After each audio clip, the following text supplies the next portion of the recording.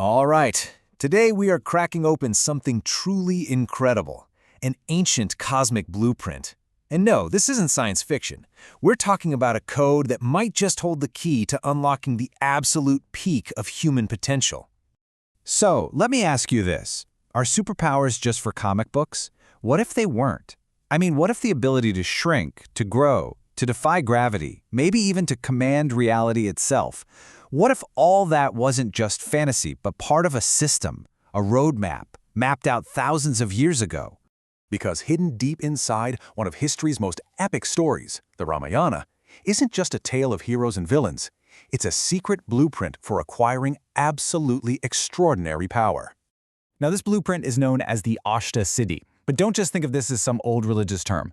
The original texts actually call it a cosmic power system, a set of 8 perfections that you can only achieve when your mind, your body, and your spirit hit this state of perfect, harmonious alignment. So, who's actually done this? I mean, we need a case study, right? A living, breathing example of this unlocked potential. And well, there is no greater paragon in all of history than the mighty Hanuman. You see, Hanuman's incredible feats weren't just random acts of magic. Every single one was a direct showcase of these 8 specific powers. So let's break it down and decode these cosmic keys one by one. Okay, so the first set of keys, this is all about bending the fundamental laws of the physical world. We're talking about the ability to manipulate your own size, your mass, even gravity itself. It's complete and total mastery over your own physical form. So first up, we have anima and mahimya. Anima is the power to become as tiny as an atom. Think about it. When Hanuman needed to get inside the fortress of Lanka, he didn't just smash through the walls. He used anima to shrink himself down to the size of a mosquito, flying right past an entire army completely unseen. And on the flip side, you've got mahimya, the power to become unbelievably large. When he was confronted by the sea demon as Sarasa, he expanded his body to an incredible size, becoming as vast as a mountain range. It shows you that true power isn't about brute force. It's about perfect adaptability. All right, let's move to the next pair, and you'll see how this pattern builds. Garima and Lagima. Garima is the power to become infinitely heavy. There's this incredible story where the warrior Bhima, who had the strength of 10,000 elephants, couldn't lift Hanuman's tail, not even an inch. That's Garima, an absolute, unmovable weight anchored by nothing but pure will. And its opposite? Lagima, the ability to become totally weightless. It's said that in the Ashokvadaka, Hanuman sat on a super delicate leaf just to watch Sita, and the leaf didn't even bend. This is the very power that let him fly, literally defying gravity. So we've just covered mastering the physical body, but the next set of powers? Wow, they go way deeper. This is about mastering your will, your desires, and even the very fabric of reality. This brings us to Prapti, the ability to get anything you want, just like that. But wait, it's not just about getting stuff. It also includes this incredible power of perception, like understanding the language of birds and animals. You know, during his desperate search for Sita, Hanuman used Prapti to understand the signs and sounds of the natural world, and that's what guided him on his path. Then you have prakamya. This is the power of an unstoppable will, the ability to go anywhere, through any obstacle. You can think of it like being able to walk through walls, both the ones you can see and the ones you can't.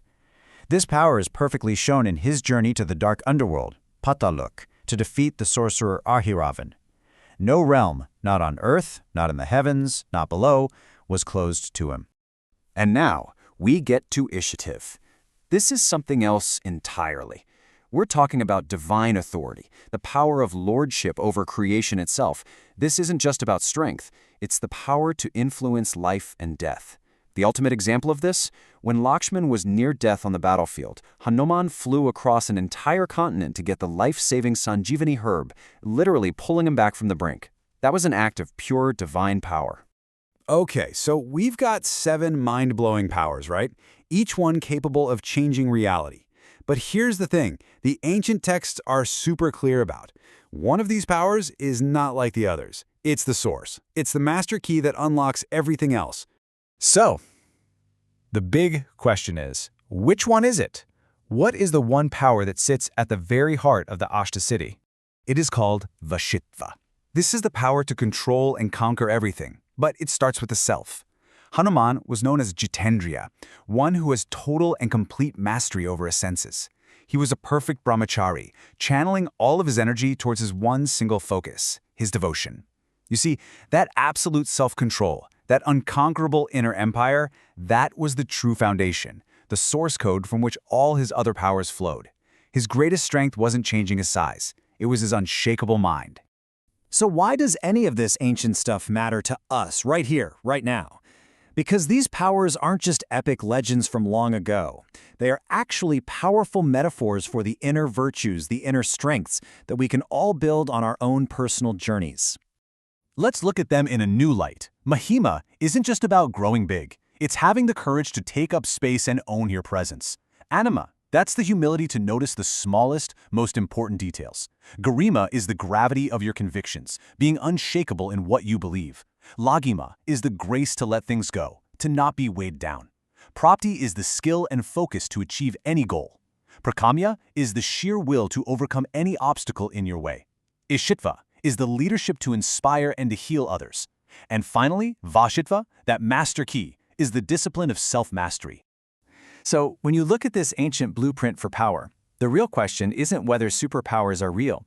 It's which of these inner powers are you ready to unlock inside yourself? Which one is calling out to you right now? I'd love to know. Drop your answer in the comments.